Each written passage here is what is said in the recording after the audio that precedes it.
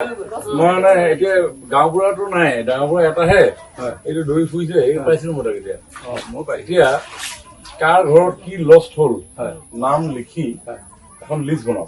List বনাই একপি মই বুজাইছো, এই লোকেশ্যন লোৱা ফটো লগাই জিপিএছ মাৰি পিনি কাৰোবাৰ তামোল লাগিছে, কাৰোবাৰ গছ ভাগিছে, টিং এৰিছে, কিবা এৰিছে, ভোট কেইটা ধৰিছে, এনেকে বোলে অকণমান ডিটেইলছৰ বস্তুখিনি আপুনি গোটেই মহিলা পুৰুষসকল লগ লাগি গাঁৱত একেবাৰে লগ লাগি লৈ যাৰ যাৰ ঘৰৰ কি হৈছে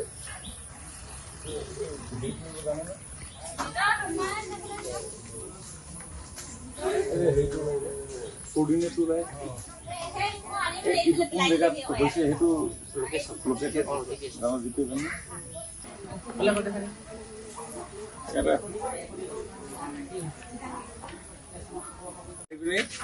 মোবাইলত দি দিব লাগিব, এক কপিয়ে দিব কবি, বেছি দিব নালাগে, নহ'লে খেলি মেলি হৈ যাব।